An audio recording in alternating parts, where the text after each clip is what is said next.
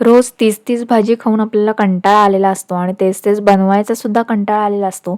तर अशा वेळी आपल्याला अगदी पटकन होणारं आणि टेस्टी काहीतरी खावंसं वाटतं आणि अशी भाजी आपण कुठली करू शकतो असा विचार करत असतो. तर अशीच एक भाजी आज मी घेऊन आली आहे. नमस्कार, आपल्या चॅनलमध्ये तुम्हा सगळ्यांचं स्वागत आहे.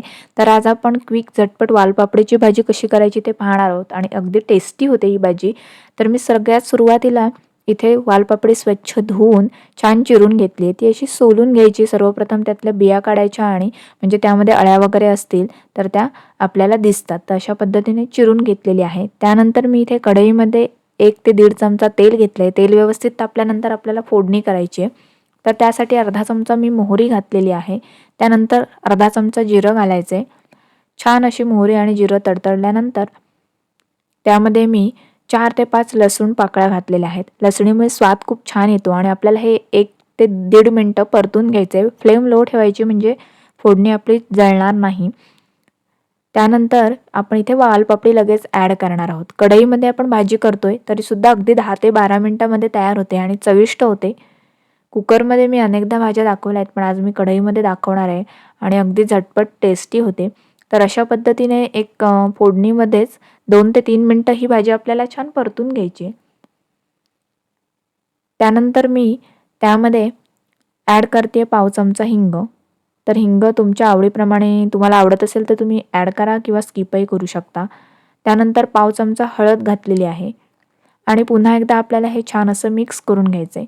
इथे फ्लेम लो ठेवायची आहे. कढईमध्ये आपण जाड तळाची कढई शक्यतो आपण वापरायची आणि लो फ्लेमवरतीच आपल्याला हे छान परतून घ्यायचं आहे. त्यानंतर व्यवस्थित परतून घेतल्यानंतर मी झाकून 2-3 मिनिटं हे शिजवून घेणार आहे. तर मी झाकण ठेवून 2-3 मिनिटं शिजवून घेतलेलं आहे, तुम्ही पाहू शकता. आणि आपल्याला आता त्यामध्ये 2-3 चमचे पाणी ॲड करायचं आहे, म्हणजे भाजी आपली तळाला लागणार नाही किंवा कढईला चिकटणार नाही. त्या 2-3 चमचे अगदी मी इथे पाणी ॲड केलेलं आहे. आता आपण बाकीचे इन्ग्रेडियंट्स जे आहेत ते आपण त्यामध्ये ॲड करणार आहोत. तर त्यानंतर मी लाल मिरची पावडर इथे ॲड केलेली आहे. तुम्ही तुमच्या आवडीप्रमाणे कमी जास्त प्रमाण त्याचं करू शकता. त्यानंतर धने जिरे पावडर अर्धा चमचा किंवा 1 चमचाही तुम्ही त्यामध्ये ॲड करू शकता. चवीनुसार गूळ नक्की घाला. गुळामुळे ह्याला खूप छान अशी चव येते. त्यानंतर मी इथे 1 चमचा गोडा मसाला जो आपल्या घरामध्ये अवेलेबल असतो, तो तुम्ही कुठलाही मसाला इथे वापरू शकता. गरम मसाल्यापेक्षा गोडा मसाला, काळा मसाला खूप छान लागतो आणि गुळामुळे टेस्टही खूप छान येते. त्यानंतर 1 ते 1.5 चमचा मी इथे भाजलेल्या शेंगदाण्याचा कूट आणि 2 ते 2.5 चमचे मी इथे ताजं किसलेलं खोबरंसुद्धा ॲड केलेलं आहे. यामुळे भाजी अत्यंत चविष्ट होते आणि म्हणजे खूप स्वादिष्ट बनते आणि खायलाही खूप छान लागते. तर अशा पद्धतीने सर्व इन्ग्रेडियंट्स घालून मी व्यवस्थित हे परतून घेतलेलं आहे आणि पुन्हा एकदा थोडंसं शिजण्यापुरतं आपल्याला म्हणजे पुन्हा 2-4 चमचे पाणी ॲड करून मी झाकून ठेवून एक 7 ते 8 मिनिटं भाजी शिजवून घेतली. तुम्ही पाहू शकता भाजी 80 ते 90% शिजली गेली. आता छान हिरवीगार बारीक चिरलेली कोथिंबीर मी ॲड केलेली आहे आणि आता आपल्याला चवीनुसार मीठ घालायचं आहे. 80% भाजी शिजवून घेतल्यानंतर मी इथे मीठ ॲड करते. तर कोथिंबीर आणि मीठ घातलेलं आहे. पुन्हा एकदा आपल्याला हे छान असं मिक्स करून घ्यायचं आहे. तुम्ही पाहू शकता भाजी किती सुंदर अशी शिजली गेलेली आहे.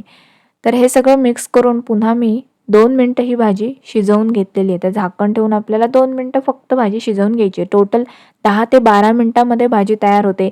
आपल्याला भाजी क्लीन करायला जो काही वेळ लागेल 5 ते 10 मिनिटं म्हणजे अर्ध्या तासाच्या आतमध्ये सुंदर अशी भाजी तयार होते. कुकरमध्ये केलेली नाही आहे, कढईमध्ये सुद्धा बघा किती अप्रतिम दिसते आणि याच पद्धतीने रेसिपी तुम्ही नक्की ट्राय करा. हेच इन्ग्रेडियंट्स नक्की घाला. गुळामुळे छान अशी चव येते.